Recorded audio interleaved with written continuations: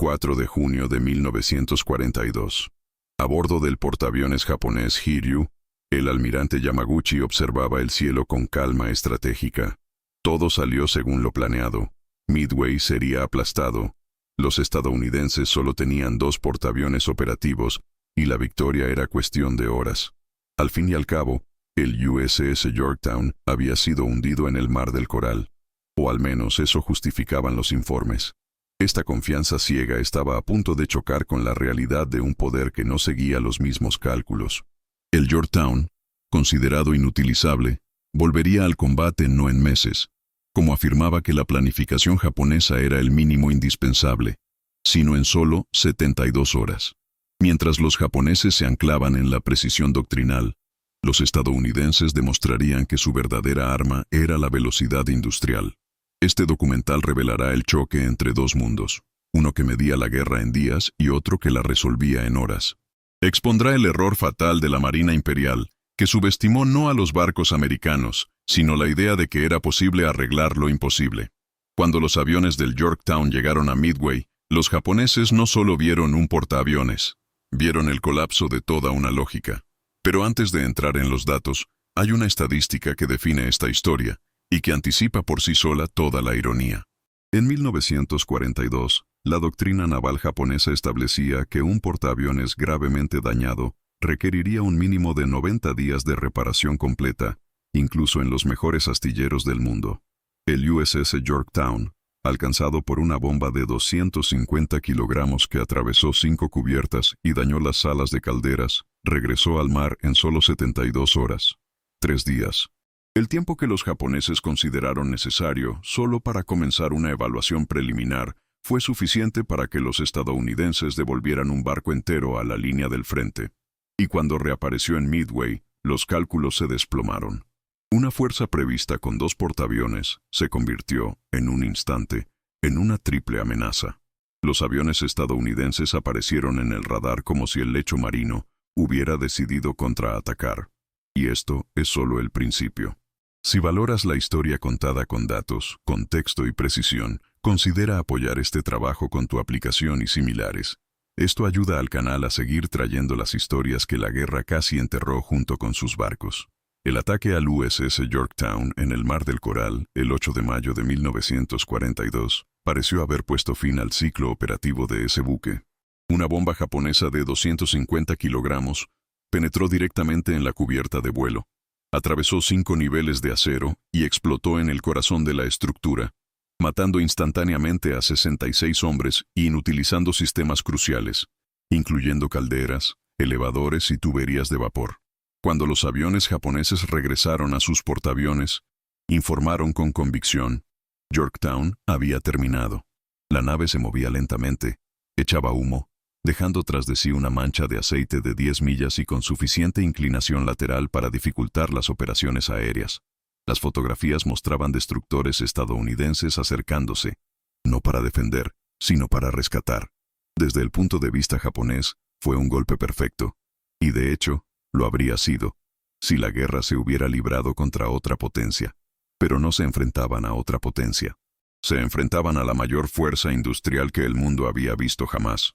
Los informes enviados a Tokio concluyeron que el barco había sido retirado y, basándose en estos datos, la Marina Imperial eliminó al Yorktown del orden de batalla. El error fue confiar en que los estadounidenses cumplirían los mismos plazos y doctrinas navales que Japón, plazos basados en la perfección, el reemplazo completo y los pasos formales de reconstrucción. Lo que los japoneses no sabían es que en Estados Unidos, el tiempo no era una variable, era un arma. Al abandonar el Mar del Coral, el Yorktown no solo resultó herido, desafiaba todas las probabilidades técnicas conocidas, y a pesar de su estado crítico, mantuvo una velocidad de crucero de 20 nudos, no los 6 nudos reportados. El buque continuó navegando durante 300 millas hasta Pearl Harbor, realizando reparaciones de emergencia con materiales improvisados, extraídos de los propios talleres del barco.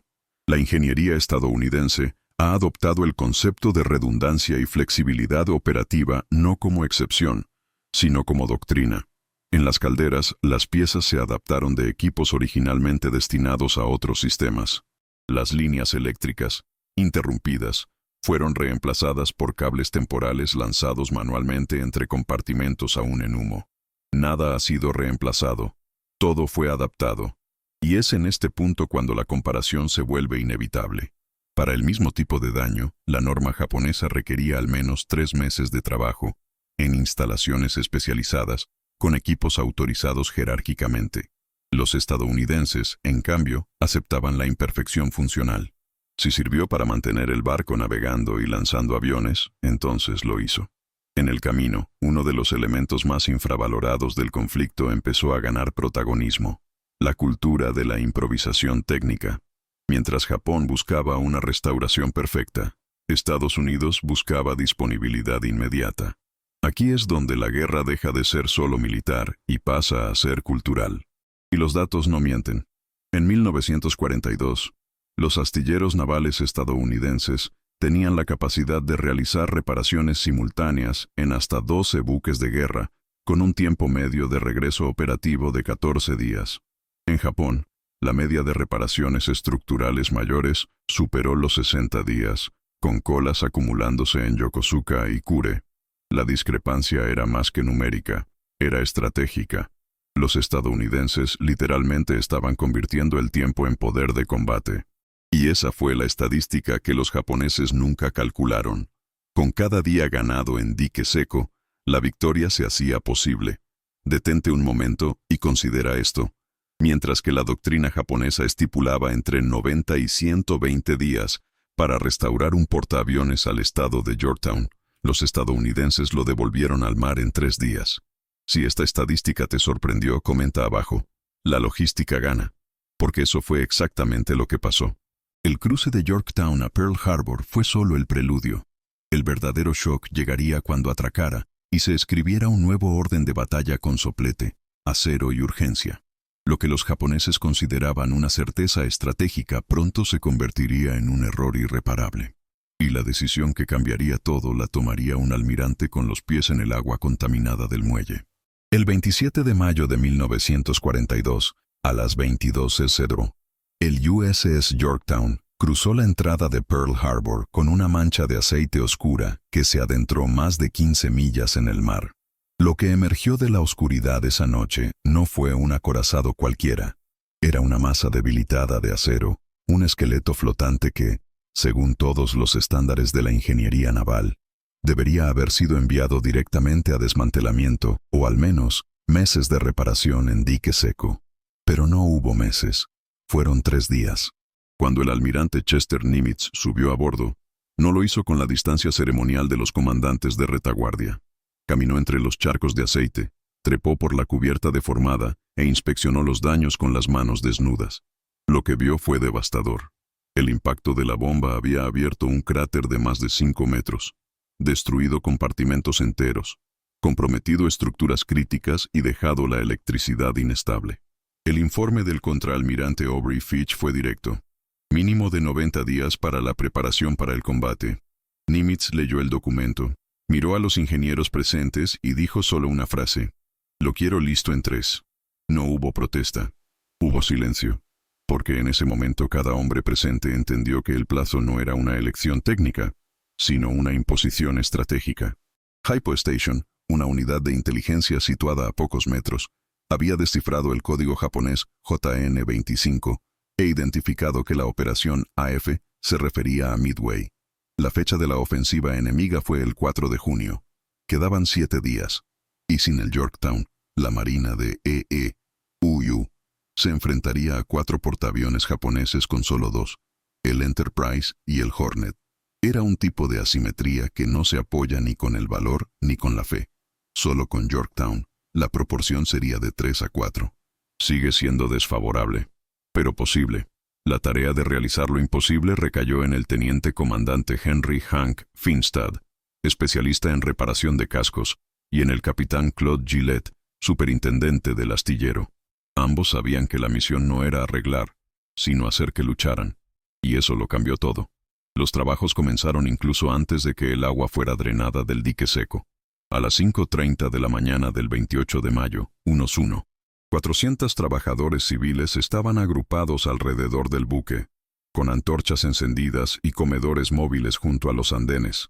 La orden era clara: sacrificar la estética por la función, recortar pasos, ignorar manuales, hacer lo que sea necesario. En lugar de reemplazar los traveseros y traseros dañados, se soldaron placas de acero de media pulgada sobre los daños. En lugar de restaurar los conductos eléctricos, se extendieron nuevos cables sobre la parte superior de las estructuras, asegurados con remaches de emergencia. Los compartimentos inundados estaban sellados con cemento de secado rápido, el mismo que se usa en las pistas de aterrizaje. Cuando faltaba madera para los atrezos, las empresas civiles de la región donaban vigas de construcción, sin contrato, sin papeleo. Toda la ciudad de Honolulu entendía que estaba en juego algo más grande que un simple barco. Los hospitales sufrieron cortes de luz porque el consumo eléctrico del astillero superó lo previsto. Nadie se quejó. La isla respiraba urgencia. Mientras tanto, los japoneses calcularon, con precisión, que el Yorktown no podría estar listo hasta mediados de junio, aunque hubiera sobrevivido. El error de razonamiento fue asumir que los estadounidenses seguirían el mismo razonamiento. No me siguieron.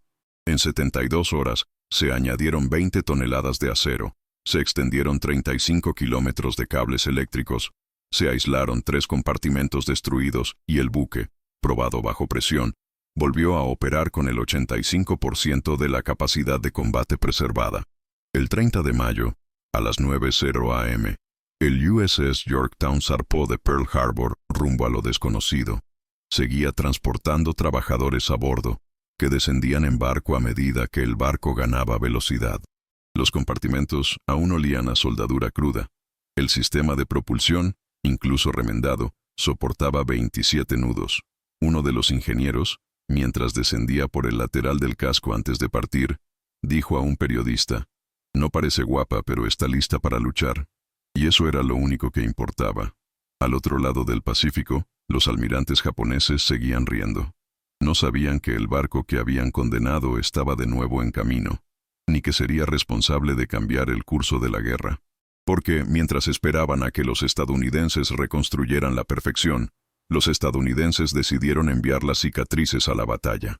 Y a la mañana siguiente, el Yorktown encontraría el punto de reunión de la flota en alta mar, un lugar llamado Point Lock, un nombre que los japoneses nunca llegaron a descifrar. Pero lo que les esperaba allí no era suerte. Era cálculo, acero y velocidad. Y sobre todo, fue la negativa a obedecer cualquier lógica impuesta por el enemigo.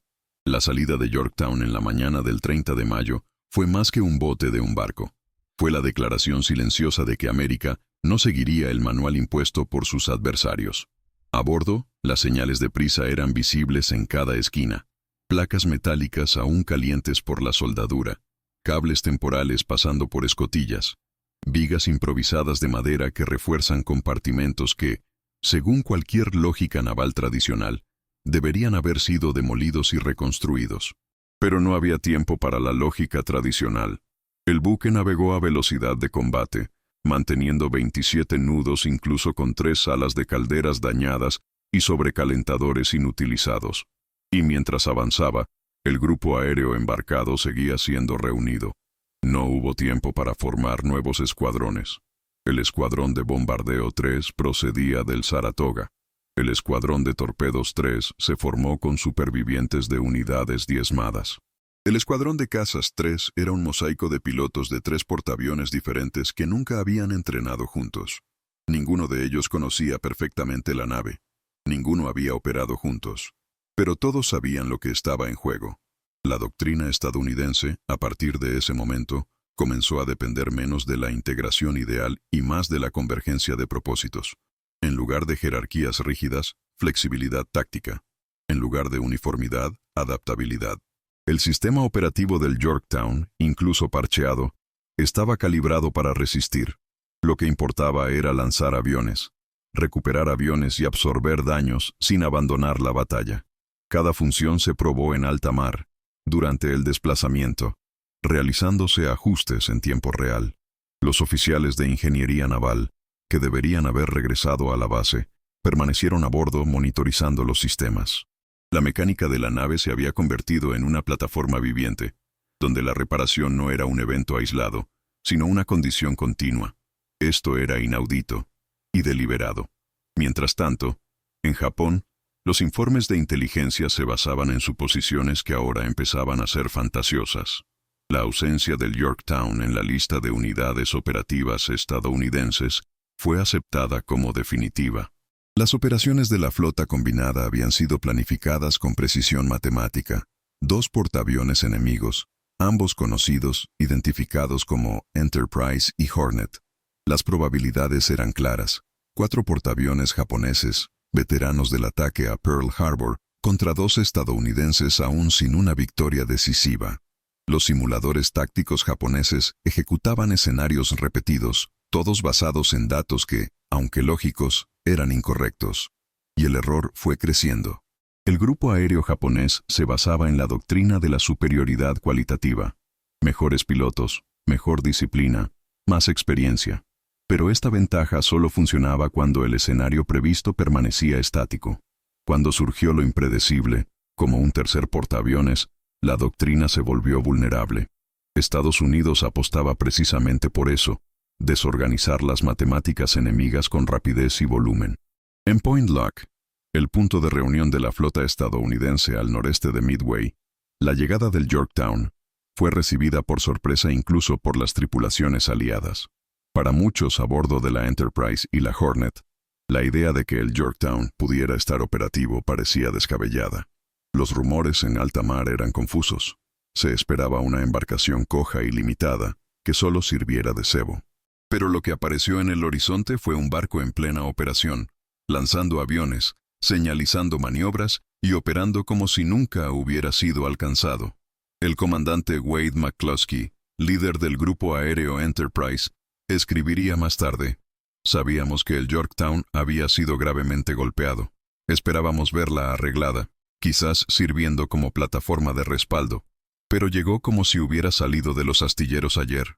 La presencia física del barco alteró más que el número de aeronaves, alteró la moral.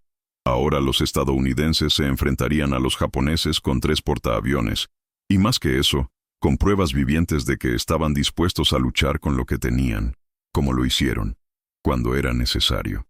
Al otro lado del océano, los comandantes japoneses, en sus mapas y diagramas, aún no lo sabían. Su lógica se mantuvo intacta, por un corto tiempo. Porque en menos de 48 horas, los cielos sobre Midway revelarían lo que los periódicos no prevían: un portaaviones que no debería existir, lanzando bombarderos que no debían volar, hacia una flota que no esperaba ser sorprendida. Y cuando los prismáticos de los observadores japoneses se encontraron con la silueta del Yorktown, la lógica se desmoronaba. La guerra cambiaría su eje, no por la fuerza, sino por la velocidad, no por superioridad técnica, sino por la capacidad de adaptación. Y una pregunta empezaría a resonar entre los oficiales de la Marina Imperial: ¿si podrían reparar esto? ¿Qué más están ocultando? En la doctrina naval japonesa, el tiempo era una virtud y la perfección un requisito. Los astilleros de Yokosuka, Kure y Sasebo operaban bajo un principio innegociable. Reparar un barco significaba restaurar su integridad original, reconstruir cada viga, revisar cada perno, probar todos los sistemas. No había espacio para la improvisación. La lógica era estética y espiritual. La nave, como la guerrera, tenía que estar completa, entera, apta para el combate. Un portaaviones gravemente dañado necesitaba meses.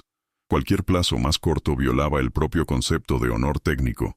Así que cuando la inteligencia japonesa eliminó al Yorktown de la ecuación, lo hizo con convicción. Al fin y al cabo, los daños causados en el Mar del Coral fueron suficientes para dejar cualquier buque fuera de combate durante 3 o 4 meses. Pero al otro lado del Pacífico, esa convicción fue desmontada por un enfoque radicalmente opuesto.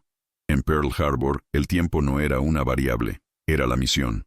La filosofía estadounidense surgió de una base sencilla: si el barco puede flotar, lanzar aviones y soportar impactos, está listo. La función precede a la forma, y Yorktown no ha sido restaurada, ha sido adaptada. Cada soldadura era una decisión, cada cable tirado apresuradamente, una estrategia. No había manual, hubo acción. La ironía de esta historia es que la solución estaba delante de ellos. Velocidad, flexibilidad, ingeniería pragmática. Si te gusta desentrañar estos datos, muestra tu apoyo. Dale like y suscríbete para que podamos seguir ofreciéndote contenido tan detallado como este. El choque filosófico entre las dos potencias era más profundo de lo que parecía. Japón diseñó barcos como obras de arte. Estados Unidos los produjo como herramientas reemplazables. Los cazas cero japoneses eran refinados, hechos a mano, invencibles, hasta que fueron derribados por bombarderos producidos en masa. La marina japonesa navegó con códigos de honor heredados de siglos de tradición. El estadounidense navegaba con plazos, hojas de cálculo y trabajadores que aprendían haciendo. Lo que la Marina Imperial veía como desorganización era en realidad adaptabilidad. Lo que llamaban improvisación era, en la práctica, eficiencia pura. Y el Yorktown era el ejemplo viviente de esto. Con una estructura dañada, sin simetría operativa, pero con el 85% de su capacidad de combate restaurada en 72 horas. Esto no solo fue sorprendente, sino que rompió la lógica. Porque si Estados Unidos pudo hacer eso con un barco medio hundido, ¿qué más podría reconstruirse, replicarse o multiplicarse? Cuando el Yorktown se unió a la flota en Point Lock, transportaba más que aviones. Llevaba la materialización de una doctrina completamente desconocida para sus oponentes. La verdadera guerra comenzaría en el momento en que los japoneses miraran al cielo y entendieran que sus cálculos eran erróneos. Y ese momento estaba a solo 2 días. En el mismo instante en que aparecían los primeros aviones estadounidenses sobre la flota japonesa, un oficial de vuelo cogía la radio y decía una frase que nadie sabía responder. «Señor, parece que hay 3 portaaviones». Que el 2 de junio de 1942, el USS Yorktown tomó posición junto al Enterprise y el Hornet en el punto designado como Point Lock, a 325 millas al noreste de Midway. En ese momento, los 3 portaaviones formaron una fuerza de ataque que, en el papel japonés, simplemente no existía. Aunque el Estado Mayor General de la Marina Imperial operaba con la certeza matemática de que solo 2 portaaviones estadounidenses eran posibles y se esperaban, el escenario real era diferente. Yorktown, herido, curado, pero operativo, se convirtió no solo en una presencia física, sino también conceptual. Anuló las predicciones japonesas y desestabilizó toda la lógica de combate construida en las semanas anteriores. El impacto psicológico fue inmediato, incluso entre los propios estadounidenses. Los pilotos del Enterprise reportaron asombro al ver la nave que creían muerta operando con ritmo y precisión. La cubierta de vuelo del Yorktown era un mosaico de acero soldado, con cicatrices aún visibles, pero su capacidad para lanzar y recuperar aviones seguía intacta. Y su grupo aéreo, aunque formado apresuradamente, operaba con disciplina y coordinación. Ninguna de estas variables apareció en los cálculos japoneses. La estrategia estadounidense, a diferencia de la doctrina japonesa, aceptaba la imperfección como condición natural de la guerra. Esto no era improvisación desorganizada, era cultura operativa. La capacidad de adaptarse en tiempo real, de poner sistemas en funcionamiento, incluso si estaban incompletos, reveló una doctrina en la que la función prevalecía sobre la forma. En contraste, Japón había preparado su ofensiva sobre la base de la previsibilidad. 4 portaaviones de élite, en formación coordinada, enfrentándose a una pequeña flota enemiga identificada y ya calculada. Esta rigidez, inicialmente vista como superioridad estratégica, empezó a revelarse como vulnerabilidad, y pronto se convertiría en tragedia. Pero en este punto de la narrativa, incluso antes de que se lanzara cualquier bomba, algo más profundo ya estaba en marcha. La mera presencia de Yorktown en Point Lock fue una operación psicológica. Para los almirantes estadounidenses, simbolizaba no solo un refuerzo táctico, sino una ruptura de expectativas. Para los japoneses, sería el comienzo del colapso de la confianza. Esto se debe a que, al mantener el barco oculto hasta el último momento, la Marina de E.U. estaba preparando un golpe moral. Transformar un barco que se daba por muerto en un fantasma funcional, capaz de cambiar el destino de una batalla. Y este impacto no vino solo de su existencia, sino del momento en que se logró. Los japoneses creían saberlo todo sobre los estadounidenses, lentos, burocráticos, frágiles. La aparición de Yorktown, a velocidad y eficiencia, destruyó este estereotipo en segundos. En el entorno de la guerra naval, donde los detalles lo son todo, este tipo de choque cognitivo no era solo simbólico. Estaba operativo. Una mala interpretación sobre la presencia de un portaaviones podría suponer el colapso de toda una cadena de decisiones tácticas. Eso fue exactamente lo que empezó a pasar. En los días previos al ataque, las patrullas japonesas seguían confirmando la presencia de 2 portaaviones. Las formaciones de ataque se organizaron basándose en esta información. Los aviones de reconocimiento estaban limitados por alcance y tiempo, y el tercer portaaviones, estratégicamente situado, escapaba del campo de visión. Pero incluso sin confirmación visual, las matemáticas ya empezaban a mostrar signos de inconsistencia. En análisis posteriores, los funcionarios japoneses admitieron que los informes de aviones estadounidenses, sobrevolando áreas simultáneas, no tenían sentido con solo 2 portaaviones operativos. Los tiempos de despegue, los vectores de ataque y el volumen de aviones detectados no coincidían. Uno de los operadores de radio Kaga grabó: o los estadounidenses estaban dividiendo sus escuadrones de forma absurda, o había algo mal en nuestras instalaciones. Nadie se atrevió a concluir la verdad. Y cuando finalmente llegaran los bombarderos, esa vacilación pasaría factura. Pero antes de las bombas llegó el momento más surrealista: el reconocimiento visual de la isla de mando del Yorktown con prismáticos japoneses. Lo que parecía imposible estaba a punto de confirmarse, y el impacto en los oficiales japoneses superaría cualquier daño físico. Porque cuando la lógica falla, lo único que queda es la sorpresa. Y nada desorganiza más a un ejército que darse cuenta de que todo lo que planeó fue, desde el principio, basado en un error invisible. Esta percepción, en sí misma, ya era un presagio de derrota, y aún no se había disparado ni un solo torpedo. A las 4:30 am del 4 de junio de 1942, los portaaviones japoneses Akagi, Kaga, Soryu y Hiryu lanzaron su primera oleada ofensiva con 108 aviones dirigidos a la base estadounidense de Midway. Fue el comienzo de la mayor apuesta de la Marina Imperial, una operación meticulosamente planificada para destruir la capacidad aérea y naval estadounidense en el Pacífico. Para Nagumo y su equipo, la confianza era total. Los informes de inteligencia seguían confirmando la presencia de solo 2 portaaviones enemigos, y los cálculos logísticos, basados en los patrones de reparación japoneses, hacían que la presencia del Yorktown no solo fuera improbable, sino teóricamente imposible. El plan giraba en torno a una emboscada perfecta: bombardeos simultáneos, escuadrones en reserva para atacar los portaaviones restantes y superioridad aérea asegurada por pilotos experimentados. Pero esa confianza empezaría a erosionarse en las próximas horas. A las 7:10 am, un hidroavión de reconocimiento japonés informó visualmente de la presencia de una fuerza naval estadounidense. Inicialmente, un portaaviones. Nada alarmante. Pero minutos después, empezaron a llegar otros informes.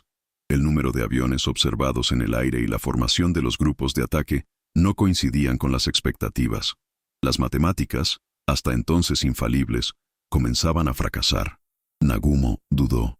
El tiempo necesario para rearmar el avión con torpedos, sumado a la necesidad de confirmar los objetivos, creó una ventana de vulnerabilidad. Esa vacilación, de solo unos minutos, costaría la guerra. A las 8:20 am, aparecieron en el horizonte los primeros torpederos estadounidenses. Procedentes del Hornet, los devastadores del Escuadrón de Torpederos 8, liderados por el teniente comandante John Waldron, se lanzaron en picado hacia la flota japonesa sin cobertura aérea.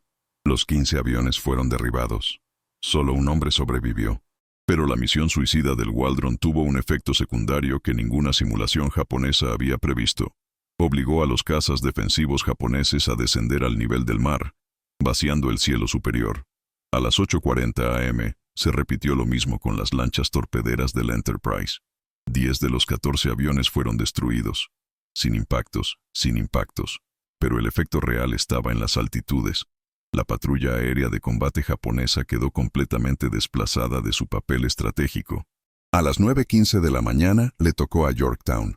Su trerdo escuadrón de torpederos se acercó, confirmando definitivamente la presencia de un tercer portaaviones estadounidense. La estructura de la isla, vista con prismáticos por Kobayashi y otros funcionarios en el Hiryu, no dejaba dudas. El Yorktown estaba en combate. Los cálculos japoneses, basados en meses de inteligencia, fueron destruidos. En términos técnicos, cada torpedero perdido contribuyó a vaciar el cielo en el momento adecuado. En términos doctrinales, los estadounidenses apostaron por la saturación y la ruptura de la perfección. Esto era la antítesis del pensamiento militar japonés, donde cada ataque debía ser exacto, coordinado y quirúrgicamente eficiente. En contraste, Estados Unidos se basaba en la cantidad, la persistencia y el aprendizaje iterativo. Cada escuadrón lanzó dados al caos, y este caos empezó a consumir la lógica japonesa. A las 10:22 am, cuando finalmente llegaron los bombarderos en picado, el cielo estaba vacío de interceptores. Los grupos Yorktown y Enterprise, lanzados tarde debido a calderas dañadas, convergieron casi simultáneamente sobre la flota japonesa. No por genialidad, sino por casualidad logística. Y en ese golpe de suerte, 3 portaaviones japoneses fueron alcanzados en menos de 6 minutos. El Soryu explotó. El Kaga se incendió con aviones aún rearmándose en cubierta. El Akagi sufrió un impacto directo que condenaría su estructura. Lo que se suponía que iba a ser una emboscada perfecta se convirtió en un colapso de cadenas. En 6 minutos, el corazón de la aviación embarcada japonesa dejó de latir. Y esto ocurrió no solo por la habilidad estadounidense, sino por la negativa a aceptar lo imposible. La doctrina japonesa basó toda su ofensiva en la negación matemática de que Yorktown pudiera luchar. Y ahora, la presencia de ese mismo barco condenaba el equilibrio estratégico del Pacífico. Mientras tanto, los funcionarios japoneses seguían dudando en creerlo. El comandante Mitsuo Fuchida, que observaba el caos desde la cubierta del Akagi, escribiría años después: la aparición del tercer portaaviones estadounidense destruyó todo nuestro plan. Cada cálculo, cada simulación, todo se basaba en solo 2 objetivos. Fue el reconocimiento tardío de que la guerra no se libraba solo con aviones y torpedos, sino con conceptos. Y los conceptos japoneses, basados en la tradición, la planificación rígida y la certeza de la superioridad, habían encontrado su antítesis en una nación que medía su capacidad no en jerarquía, sino en respuesta rápida. A estas alturas de la batalla, el colapso era inevitable. Pero aún quedaba un portaaviones japonés funcional, el Hiryu, y en él, Yamaguchi haría su último intento desesperado de cambiar el rumbo. Pero lo que no sabía era que su ofensiva no solo llegaría tarde, sino que reforzaría, con amarga ironía, el papel del Yorktown en el giro de la guerra, porque el siguiente ataque japonés volvería contra el mismo barco que ya habían declarado destruido 2 veces, y seguiría de pie. A las 10:45 am, mientras las llamas aún consumían el Kaga y el Akagi, el último portaaviones operativo de la Marina Imperial, el Hiryu, preparaba su respuesta. Bajo el mando del almirante Tamon Yamaguchi, los hangares fueron vaciados rápidamente y los pilotos seleccionados personalmente. La misión era clara: localizar y destruir el portaaviones estadounidense que lideraba los ataques, y lógicamente el Yorktown. Lo que los japoneses no sabían es que ese mismo barco ya había sido hundido 2 veces, y ahora tendría que enfrentarse a un tercer intento de ser eliminado. A las 10:57 am, los aviones despegaron. La primera oleada japonesa se encontró con el Yorktown a las 12:10 p.m. El ataque fue preciso. 3 bombas perforantes atravesaron la cubierta, destruyeron calderas, incendiaron compartimentos e interrumpieron temporalmente el sistema de propulsión. La embarcación quedó paralizada en el mar durante casi 1 hora. Una vez más, se confirmó la lógica de la doctrina japonesa. Sin maniobrabilidad, un portaaviones se convierte en presa fácil. Y una vez más, los estadounidenses romperían esta lógica. En solo 45 minutos, el equipo de ingeniería del Yorktown logró restaurar parcialmente el suministro eléctrico, eliminar incendios y recuperar la maniobrabilidad. A la 1:45 p.m. volvió a zarpar.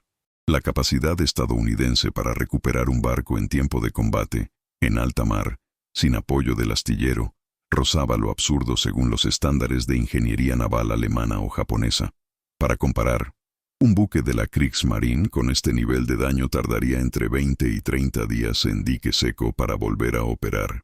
La Kriegsmarine, centrada en submarinos y cruceros pesados, nunca desarrolló doctrina para reparaciones operativas de emergencia bajo ataque. Los alemanes preferían hundir lo que se había cometido. Los estadounidenses, en cambio, luchaban con lo que fuera que tuviera a mano, incluso si estaba al borde del colapso. Y esta filosofía marcó la diferencia. Durante todo el conflicto, Estados Unidos operó una media de 27 portaaviones ligeros, escolta o de flota, simultáneamente en el Pacífico. Alemania, en cambio, no pudo poner en combate a un solo portaaviones completamente operativo hasta el final de la guerra. El Graf Zeppelin, el principal intento de Alemania, nunca entró en servicio. Esto no fue solo resultado de prioridades diferentes, sino consecuencia directa de una incapacidad estructural para industrializar a la velocidad. Los estadounidenses, por el contrario, convirtieron los plazos en munición. Entre 1942 y 1945, los astilleros estadounidenses botaron un nuevo acorazado cada 17 días de media. Este número, por sí solo, anula cualquier argumento doctrinal. Pausa para un hecho. La producción naval estadounidense entre 1940 y 1945 fue mayor que la de las marinas combinadas de Alemania, Italia y Japón juntas. Si esta estadística te sorprende, comenta abajo. Poder absoluto. Porque eso era lo que estaba en juego en Midway. No solo la estrategia, sino la escala. Y Yorktown era la encarnación de esa escala en movimiento. Incluso después de ser alcanzado, el barco no solo se mantuvo a flote, siguió luchando. A las 14:30, el grupo aéreo de Yorktown seguía operando al 60% de su capacidad original. Los ascensores de la cubierta, aunque dañados, seguían funcionando parcialmente. Las catapultas seguían lanzando bombarderos. Los sistemas de comunicación internos se vieron comprometidos, pero la coordinación la realizaban mensajeros a pie, que corrían entre compartimentos con órdenes manuscritas. El barco se había convertido en una fortaleza improvisada. Y esto creó una cruel paradoja para los japoneses. Cada ataque que se suponía debía eliminarlo, solo reforzaba su relevancia táctica y simbólica.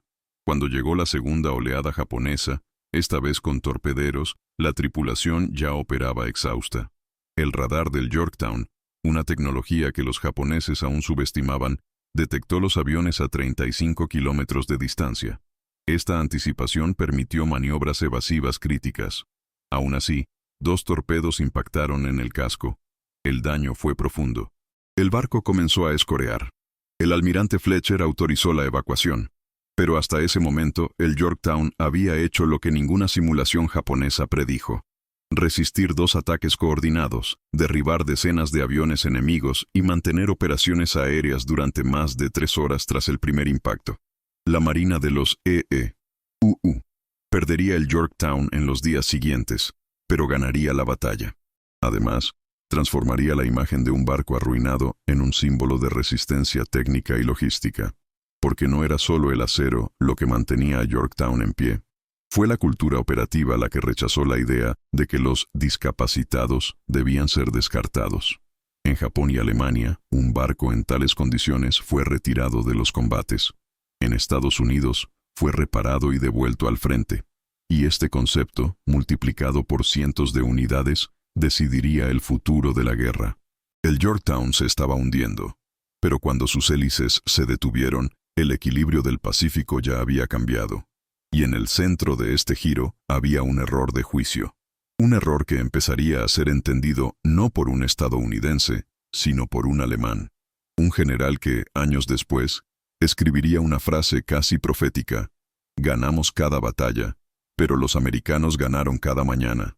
Esta frase surgiría desde dentro del alto mando de la Wehrmacht, y su origen revela más que un lamento. Revela el colapso moral de una doctrina que despreciaba la industria. La frase atribuida al general Alfred Jodl del alto mando de las Fuerzas Armadas alemanas resonaba como un epitafio de doctrina. Los americanos ganaban cada mañana.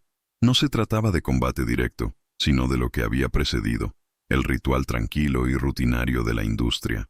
Mientras las tropas de la Wehrmacht avanzaban con precisión mecánica sobre Europa, la máquina estadounidense se despertaba temprano, reactivaba los hornos, probaba prensas hidráulicas y reactivaba los turnos en 3 husillos diferentes. Era un tipo de guerra invisible pero devastadora. Alemania produjo con maestría, pero produjo como artesanos. Cada vehículo blindado Panzer era un monumento técnico, pero su fabricación requería tiempo, piezas específicas, logística interna y pruebas detalladas. En Estados Unidos, la producción se trataba como urgencia, no como arte. Un tanque Sherman era funcional, barato, reemplazable. Un portaaviones clase Essex tardaba, de media, 14 meses en construirse desde cero. En 1943, la tasa de entrega era de una nueva por mes.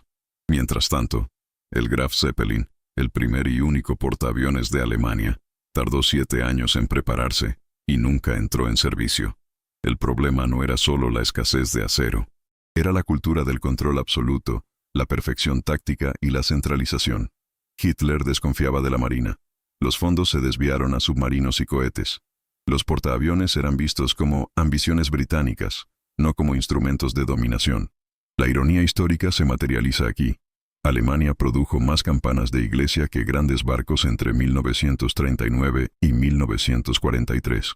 Y mientras los aliados lanzaban unidades navales a un ritmo industrial, los alemanes probaban piezas en prototipos avanzados de ingeniería que nunca serían replicados a gran escala.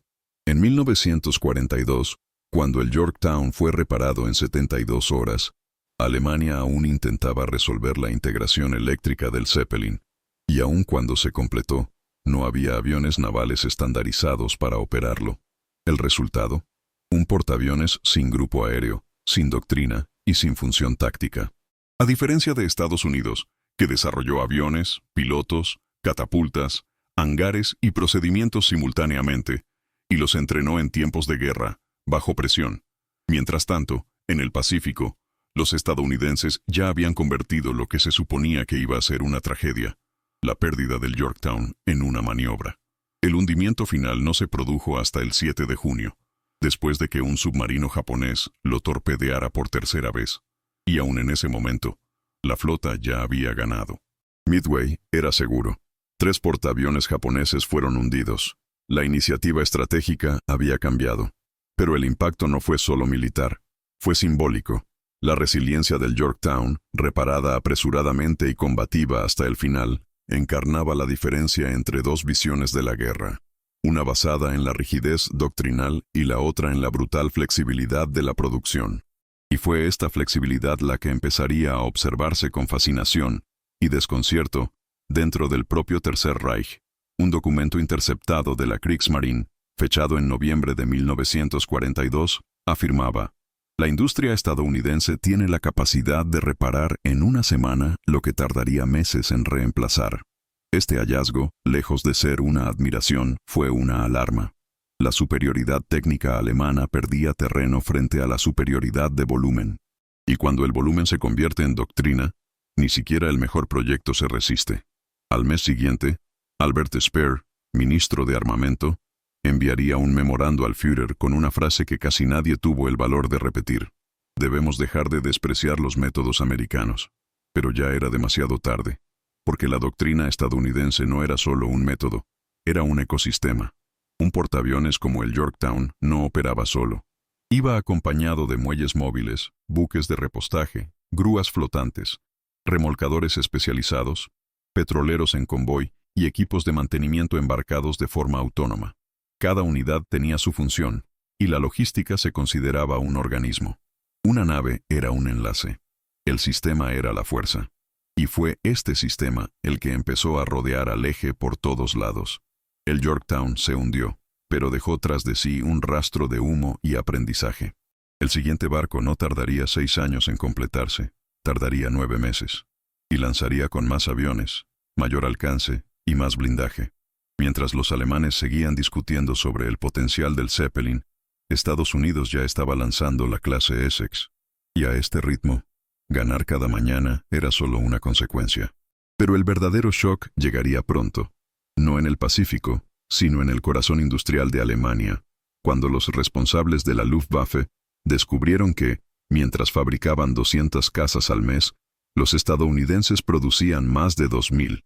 Y no solo eso, enseñaban a los pilotos a volar con manuales simplificados, sistemas estandarizados y formación modular. La guerra de producción apenas había comenzado. Y la siguiente parte de la historia revelaría cómo este dominio logístico asfixiaría al eje, una fábrica a la vez.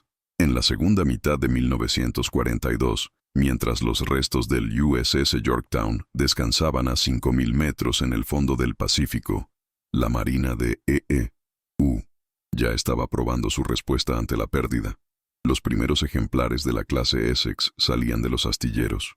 Más grande, más rápido, más blindado y capaz de albergar hasta 100 aviones, el Essex no era solo un reemplazo. Era un salto generacional, construido en una línea de montaje y diseñado para replicarse a gran escala. Mientras los japoneses intentaban reparar el Shokaku y los alemanes seguían terminando el andamiaje del Graf Zeppelin, los estadounidenses aceleraban la producción como si estuvieran moldeando el propio desenlace de la guerra. Ya no se trataba de recuperar terreno, se trataba de inundar los océanos con acero y aviación. El secreto no solo estaba en las fábricas, sino en la mentalidad. La oficina de buques, la agencia responsable de los buques de guerra, implementó un sistema de estandarización de componentes que redujo el tiempo de construcción hasta en un 40%. Remaches, válvulas, tuberías y consolas fueron fabricados por miles de subcontratistas, con manuales visuales que podían ser entendidos por trabajadores con educación básica. Ese fue el punto de inflexión. La guerra naval estadounidense no la libraron especialistas, la ganaron los trabajadores. En Camden, Nueva Jersey, el astillero naval de Nueva York estaba produciendo secciones modulares completas de un portaaviones en 36 horas. En Newport News, Virginia, piezas enteras llegaban por ferrocarril y se soldaban directamente en el dique seco con turnos de 24 horas. Las orillas de los ríos se convirtieron en corredores de guerra. Mientras tanto, en Alemania, el almirante Erich Raeder libraba una batalla interna con Hitler, intentando convencer al alto mando de que era imposible enfrentarse a los aliados sin poder aéreo naval. El Führer, desconfiado de la Kriegsmarine desde la Primera Guerra Mundial, rechazó la inversión en grandes buques. Los recursos continuaron desviándose a submarinos, que requerían menos acero, menos tiempo y operaban de forma invisible. Pero esta invisibilidad que había dado victorias a Alemania en el Atlántico en 1940 ya estaba siendo anulada por los convoyes protegidos por escoltas y sonares en evolución. La supremacía industrial estadounidense comenzó a operar no en respuesta al ataque, sino en anticipación. Y fue aquí donde los números se volvieron letales. Para 1943, Estados Unidos operaba más de 70 portaaviones de diversos tipos. Alemania, 0. Japón, 5. De los cuales solo 3 estaban completamente operativos. Y lo más impactante, Estados Unidos tenía más de 400.000 trabajadores civiles movilizados exclusivamente en la construcción naval militar. En Alemania, esta cifra no superaba los 45.000. La proporción era casi de 10-1. La diferencia entre doctrina y producción se convirtió en un abismo. Y ese abismo estaba lleno de acero, combustible y entrenamiento. Un estudio secreto de la Luftwaffe en enero de 1943 estimó que si E.E.U. mantenía ese ritmo durante otros 18 meses, ningún puerto alemán estaría seguro. Y el estudio tenía razón.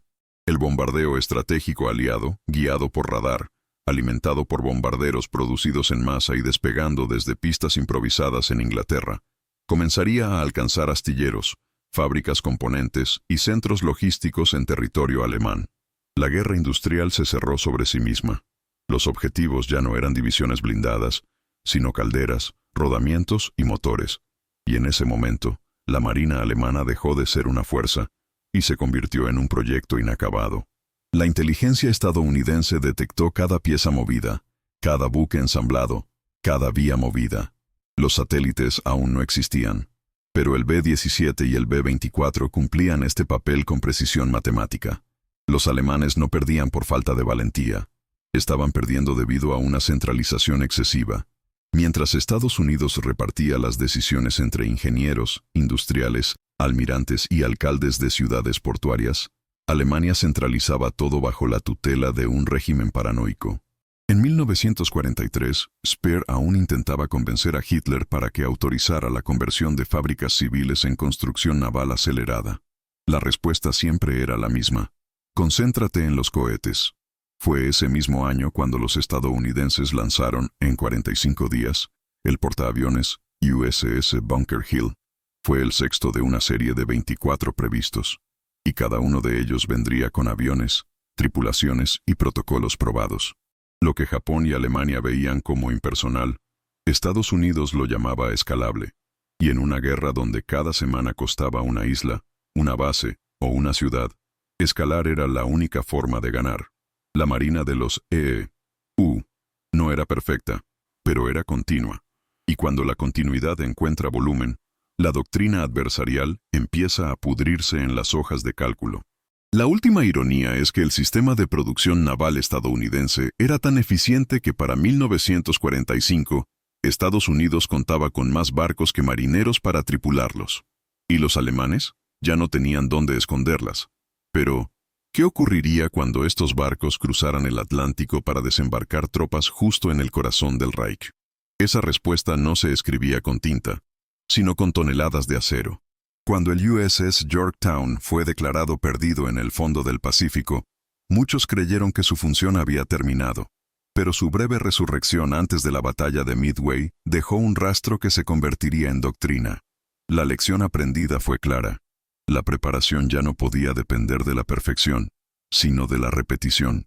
La Marina de los EEU adoptó la lógica del ciclo: construir, operar, ser dañado, reparar, devolver. No había espacio para el duelo técnico. Así, en 1943, mientras el Atlántico aún sufría bajo el asedio de los submarinos, Estados Unidos lanzó simultáneamente la doctrina del dique seco flotante, dique seco móvil, capaces de reparar barcos dañados en cualquier parte del océano. Eran transportados por remolcadores, anclados en islas, atolones o costas remotas, y operados por miles de técnicos civiles bajo mando militar. Con esto, se institucionalizó la doctrina de la reparación en 72 horas.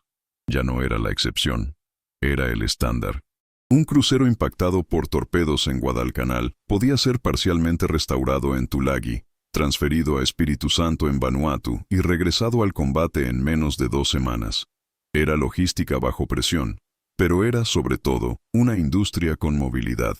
Mientras tanto, Alemania, a pesar de toda su sofisticación técnica, mantuvo la mayor parte de su capacidad de reparación centrada en Hamburgo, Bremen y Kiel, todos objetivos frecuentes de la RAF.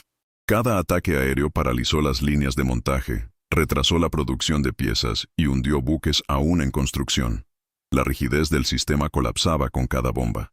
Los alemanes no pudieron reaccionar porque su estructura no permitía la descentralización. La propia noción de improvisación se consideraba inferior. Los submarinos impactados en el Atlántico tenían 2 destinos: hundirse o regresar al continente, poniendo a menudo en riesgo la propia flota de rescate. La Kriegsmarine no disponía de plataformas móviles de reparación, y cuando intentó adaptarlos, ya era demasiado tarde. Los aliados habían aprendido a convertir islas en astilleros, y con eso, la guerra naval dejó de ser lineal. Se volvió esférica. Con cada nuevo territorio conquistado, los estadounidenses establecieron infraestructuras temporales que, en 3 meses, funcionaron con capacidad industrial. En la retaguardia, el arsenal de Mare Island en California operaba las 24 horas del día. Con cada nave que salía de allí, otra ya estaba en proceso de revisión. En total, 17,000 trabajadores civiles trabajaban simultáneamente en ese complejo.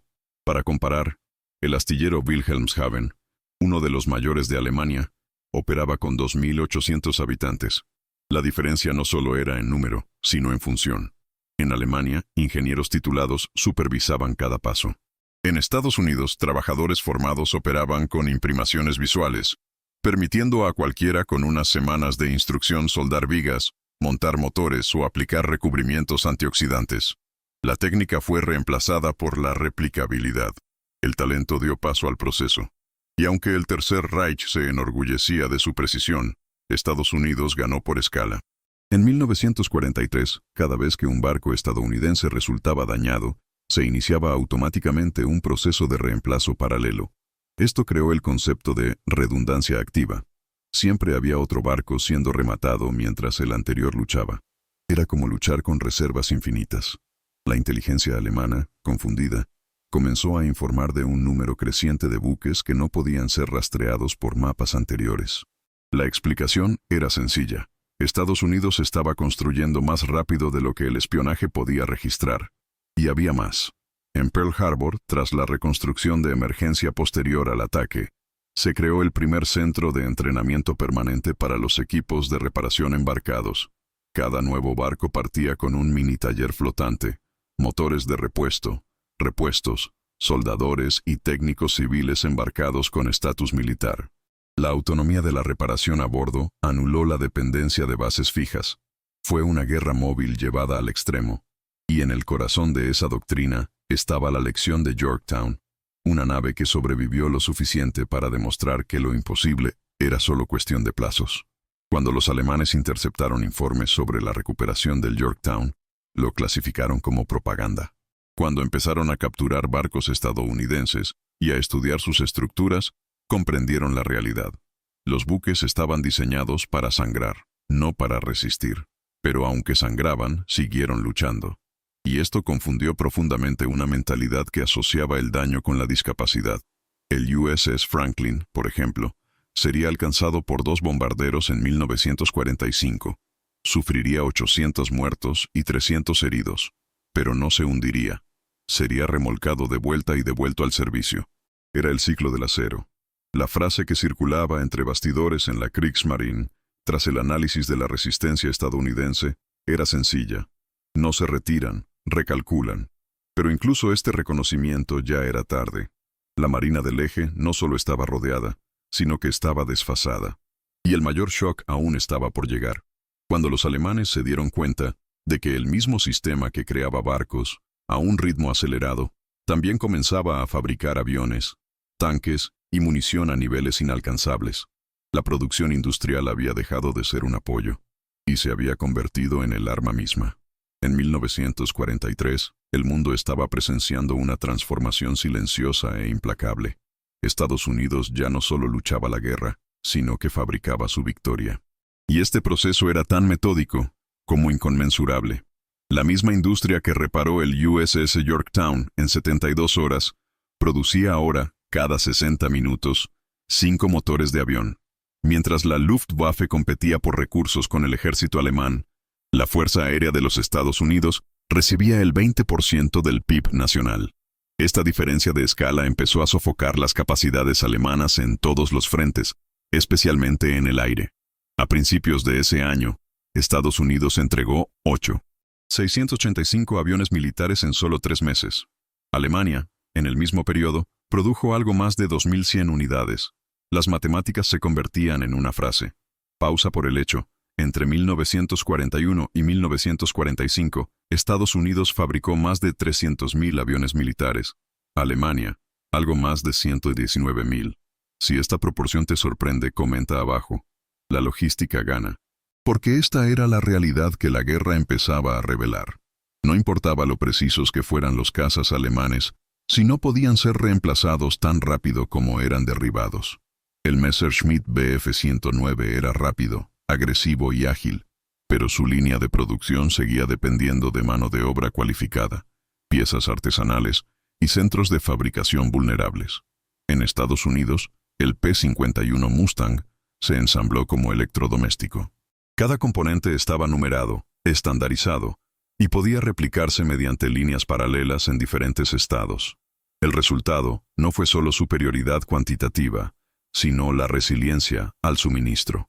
Cuando la planta de Ford en Willow Run entró en plena operación, comenzó a entregar un bombardero B-24 Liberator cada 63 minutos. Esta línea de montaje por sí sola superaba toda la producción mensual de la industria aeronáutica alemana.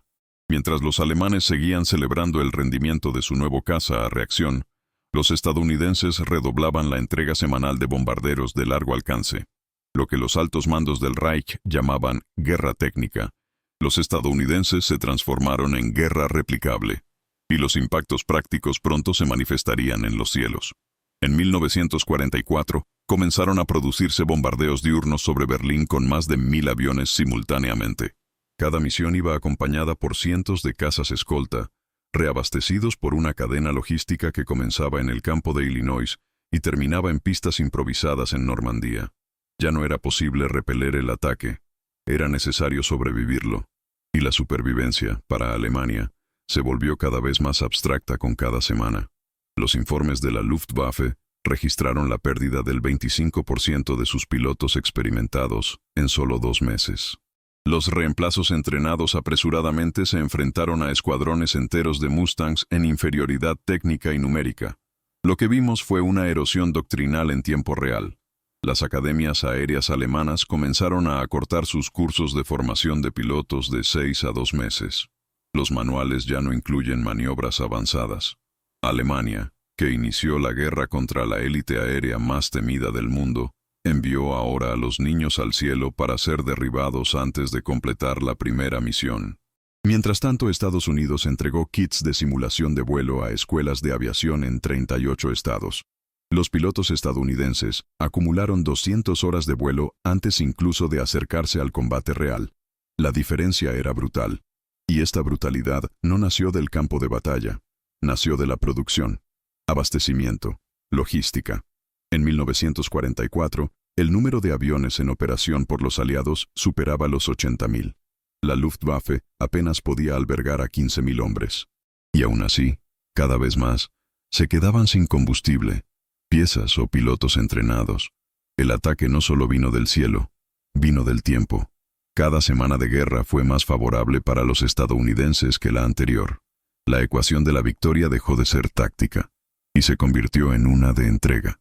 Porque cuando puedes producir más de lo que el enemigo puede destruir, la derrota es cuestión de tiempo. Y en ese momento, era estadounidense. Pero la mayor ironía aún estaba por llegar. Y no vendría del mar, ni del cielo, sino de las barandillas. Porque mientras el Reich intentaba mover divisiones enteras con locomotoras expuestas, los estadounidenses preparaban el mayor sistema móvil de suministro jamás concebido. Un oleoducto submarino, un puerto artificial y un ejército sobre ruedas. El mundo sabría, en el día D, lo que significaba transportar a toda una nación a través del océano. Y Alemania finalmente vería que no solo venía el acero, era la inevitabilidad. El 6 de junio de 1944, Alemania fue testigo de lo que nunca había imaginado. Un continente invadido por mar y cielo con precisión logística quirúrgica. Más de 5.000 buques aliados, 11.000 aviones y 156.000 hombres desembarcaron en las playas de Normandía en un solo día. Pero el verdadero milagro no fue el aterrizaje, fue lo que vino después. Para mantener a este ejército abastecido, Estados Unidos construyó 2 puertos artificiales completos, los famosos Mulberries, que ensamblados en tiempo récord, permitían descargar 7.000 toneladas de carga al día, incluso sin control de los puertos franceses. Cada sección del puerto flotante fue remolcada a través del Canal de la Mancha y ensamblada como piezas de un rompecabezas flotante. Más que ingeniería, era una visión estratégica materializada en el acero. Paralelamente, los aliados lanzaron la Operación Pluto, oleoducto bajo el océano, una red de oleoductos submarinos que conecta Inglaterra con la costa de Francia, capaz de transportar hasta 1 millón de litros de combustible al día, eliminando la necesidad de convoyes vulnerables. Cada detalle se planificó para reducir la dependencia y maximizar la continuidad. En tierra firme, el genio logístico se extendió. El Red Bull Express, una red de camiones las 24 horas, mantenía un flujo ininterrumpido de suministros, cubriendo hasta 400 millas, 725 kilómetros, con paradas programadas. En su apogeo, esta operación utilizaba más de 6.000 vehículos y empleaba al 75% de la fuerza motriz del ejército de EE.UU, muchos de ellos afroamericanos, conduciendo bajo bombardeos sin descanso. La guerra fue llevada a cabo no solo por soldados, sino también por operadores de reabastecimiento.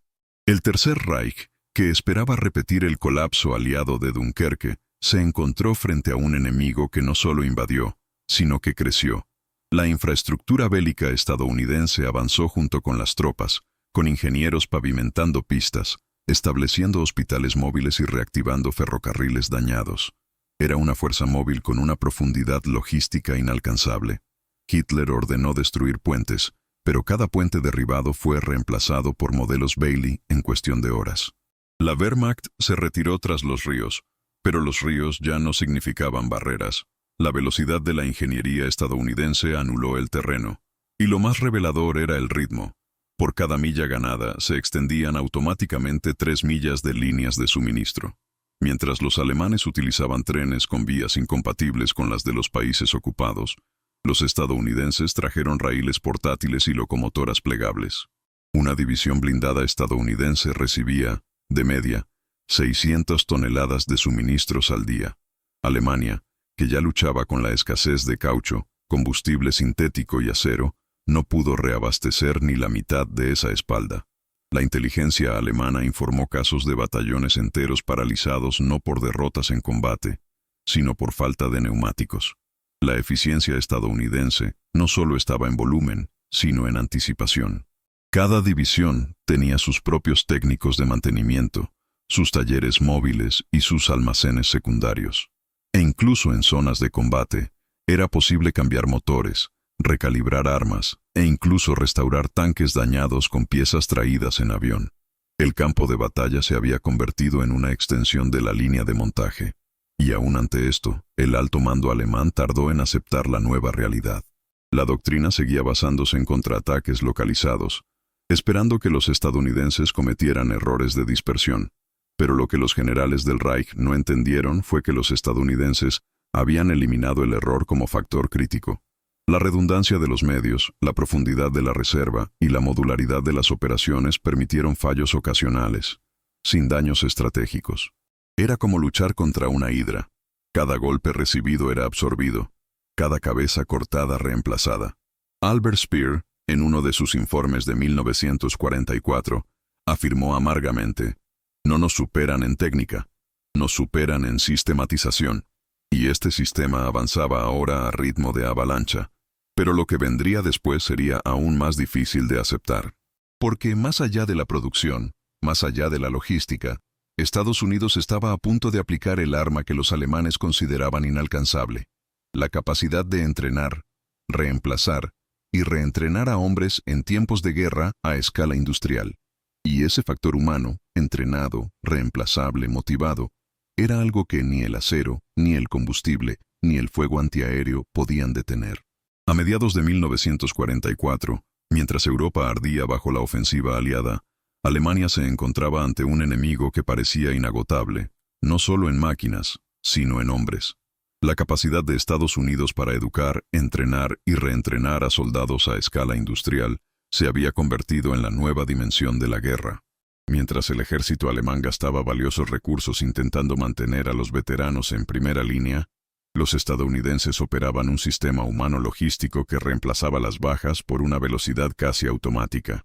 La doctrina de combate estadounidense se había diseñado para absorber pérdidas y responder multiplicando. Cada división de infantería tenía centros avanzados de reemplazo, con pelotones de reemplazo listos para entrar en combate en menos de 48 horas tras la baja del titular. Pero lo que llamaba la atención no era la existencia de los centros, sino su producción. Para 1944, Estados Unidos entrenaba a más de 40.000 soldados al mes. Cada 30 días se preparaba, equipaba y embarcaba un nuevo ejército. En campamentos de entrenamiento en Texas, Carolina del Sur y Oklahoma, las tropas entrenaban con réplicas reales de ciudades alemanas, aprendían a manejar armas capturadas del eje y realizaban simulaciones de asalto con precisión coreografiada. Los manuales se actualizaban mensualmente con informes enviados directamente desde el frente. La guerra se estudió en tiempo real y se enseñó antes incluso de que terminara. El resultado fue un ejército moldeado por la práctica pero entrenado por estadísticas. Los alemanes, en cambio, sufrían de un dilema insoluble. Ya no había tiempo para formar a nuevos oficiales. La Wehrmacht, que al inicio de la guerra contaba con un cuerpo de mando altamente profesionalizado, se vio obligada a poner adolescentes y ancianos en combate. El sistema de rotación de tropas había fallado, y lo que antes era un ejército de élite, ahora era un mosaico desesperado. En cambio, los estadounidenses desarrollaron el Centro de Formación de Reemplazo, centros de formación autoestructurados, profesorado militar y programas de progresión basados en el rendimiento. No hubo improvisación. Un soldado estadounidense promedio en 1944 tenía, de media, 17 semanas de entrenamiento formal, más 8 semanas de especialización. Y este mismo soldado recibió un uniforme estandarizado, una dieta equilibrada, atención médica preventiva y manuales ilustrados para supervivencia y manejo de armas. Fue el nacimiento del combatiente estandarizado. Y la estandarización fue la clave para la sustitución masiva. Un fusil M1 Garand era igual en Utah o Bastogne. Un casco, una funda, una ración. Todo seguía especificaciones técnicas replicables. Esto permitía no solo velocidad, sino también integración. Un grupo procedente de Alabama podía unirse a otro que venía de Oregón y actuar como si hubieran entrenado juntos. El soldado alemán, en cambio, que dependía de variaciones regionales, doctrina personal y armas con mantenimiento especializado, sufría fallas en la integración cada vez que era reasignado. La centralización doctrinal de la Wehrmacht se convirtió en un obstáculo frente a la guerra en múltiples frentes. Y lo peor, el entrenamiento acelerado de las nuevas tropas no iba acompañado de equipamiento. Para 1944, cientos de divisiones alemanas recibían fusiles Mauser reciclados de la Primera Guerra Mundial y munición incompatible con los nuevos fusiles. Mientras tanto, los estadounidenses almacenaron más de 12 millones de armas ligeras, listas para ser enviadas por orden del alto mando. La reserva estadounidense no era solo táctica, era material. E incluso cuando la marea de la guerra requería traslados de tropas de emergencia entre frentes, el sistema de transporte funcionaba como un engranaje silencioso. Los trenes militares cruzaban Estados Unidos con absoluta prioridad, organizados en redes monitorizadas por telégrafos y actualizadas en tiempo real. En menos de 72 horas, una división en Fort Benning podría embarcarse hacia el Reino Unido. La eficiencia de la máquina humana estadounidense se hizo tan evidente que, en reuniones internas, los oficiales alemanes se referían al ejército estadounidense no como un ejército, sino como un arroyo, un movimiento constante de hombres, equipo y decisiones. Y este flujo, una vez comenzado, era prácticamente imposible de detener. Albert Speer admitiría en sus memorias: no estábamos luchando contra soldados, estábamos luchando contra un sistema que aprendía, corregía y expandía más rápido de lo que podríamos haber anticipado. Pero el sistema aún tenía cartas bajo la manga. La siguiente fase de la guerra no solo requeriría fuerza o velocidad, sino visión aérea, supremacía en los bombardeos y la creación de una fuerza que no solo dominara los cielos, sino que destruyera la retaguardia enemiga sin darle tiempo a reaccionar. Y cuando esa fuerza se materializó, no llegó en escuadrones, vino en enjambres. Para 1944, mientras el suelo europeo temblaba bajo el avance aliado, los cielos se convirtieron en el verdadero campo de juego de la supremacía industrial estadounidense. La Fuerza Aérea de los Estados Unidos, que en 1939 aún era una promesa, se presentaba ahora como el brazo más largo de la guerra. Con más de 2,4 millones de hombres en sus filas y 80.000 aviones en operación, los estadounidenses ya no luchaban por el aire, lo dominaban. El bombardeo estratégico ha dejado de ser táctico para volverse sistemático. Berlín, Hamburgo, Dresde, Nuremberg.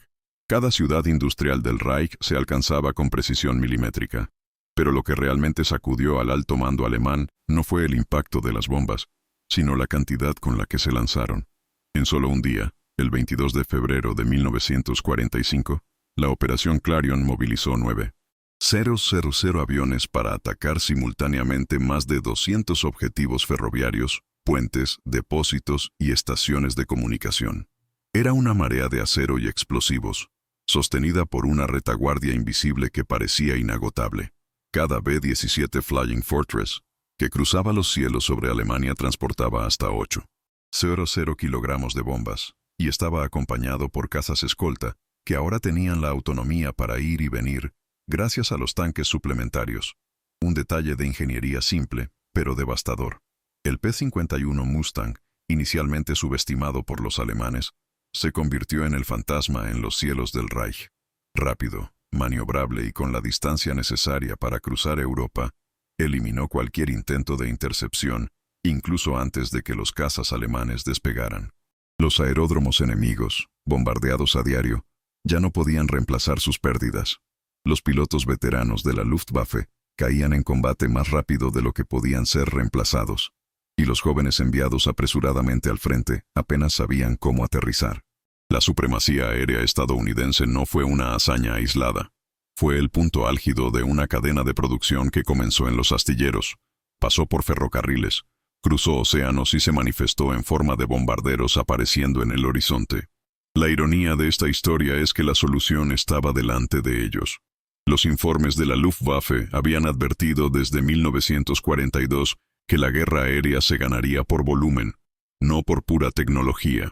Pero Hitler insistió en armas con efecto psicológico, misiles V2, jets experimentales y supercañones, mientras los estadounidenses entregaban 500 bombarderos nuevos al mes, listos para despegar de cualquier pista de Inglaterra.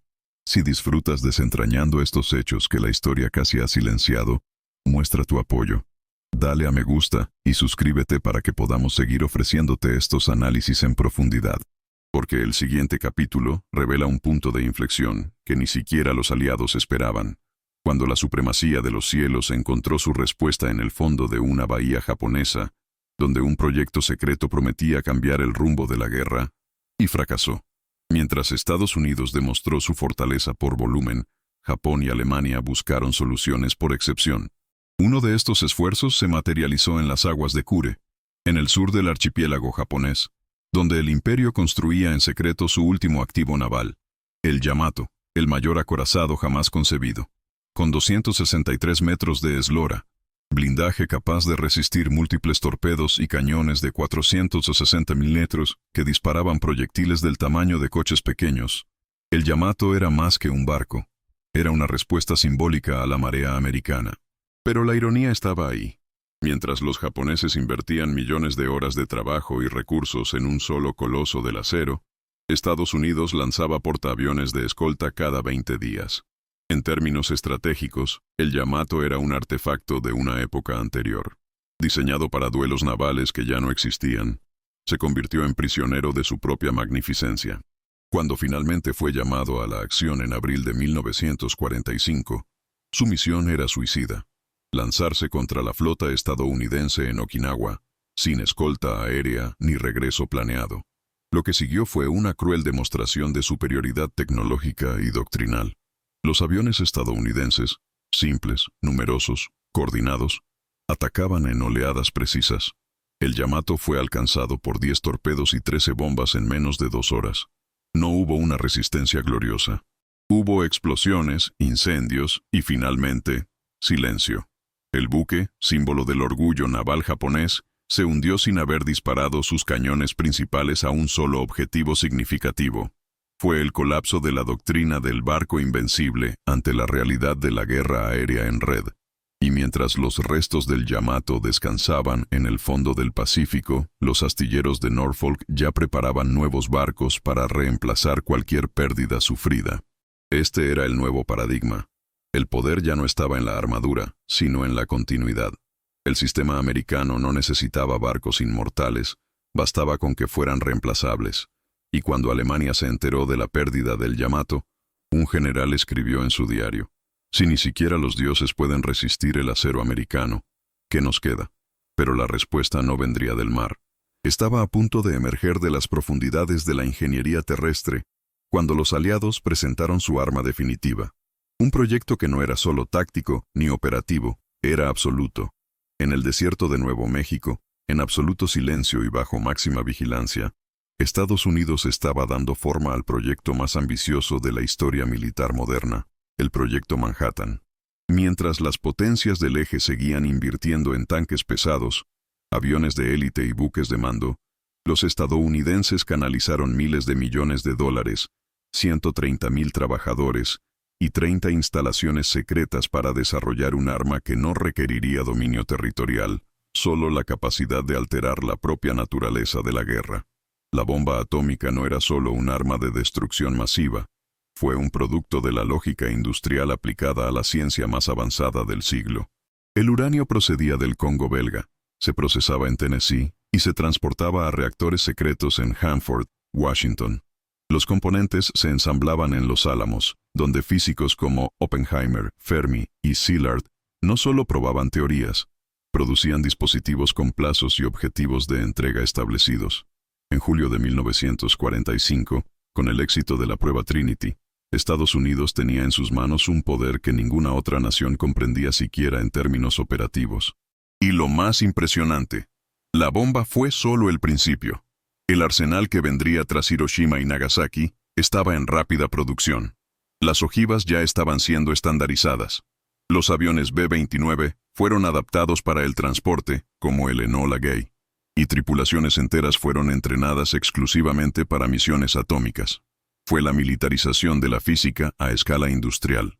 Mientras tanto, Alemania intentaba desesperadamente completar su propio proyecto nuclear, el Uranverein. Pero la diferencia era abismal.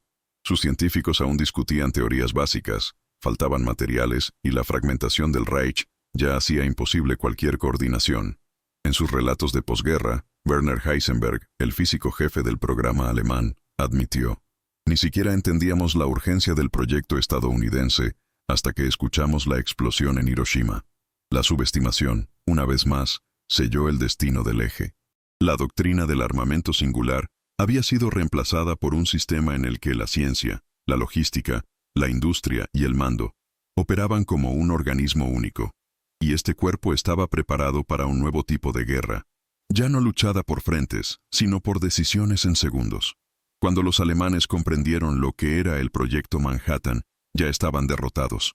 Pero los japoneses siguieron resistiéndose, y sería sobre ellos donde recaería todo el peso del nuevo paradigma, donde el tamaño del ejército, la profundidad de la trinchera o el blindaje del barco ya no importaban.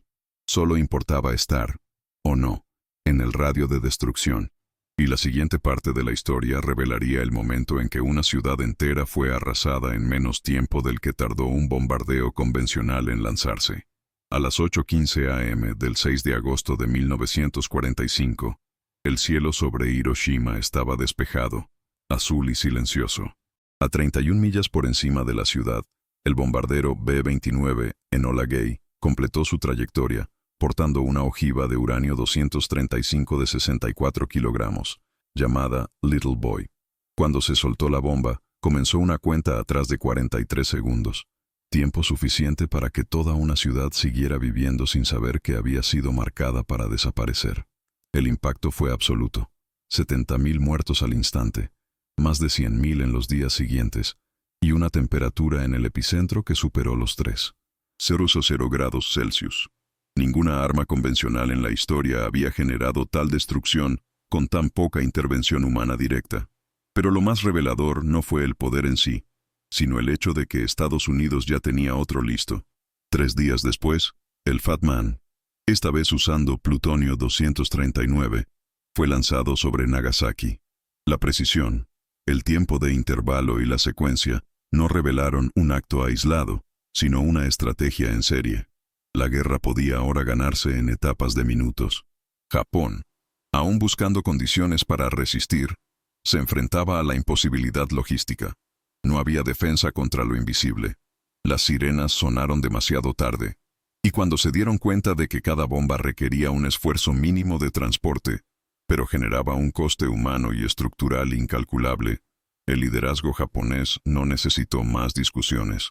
Capitularon no ante la derrota táctica, sino ante la inevitabilidad técnica.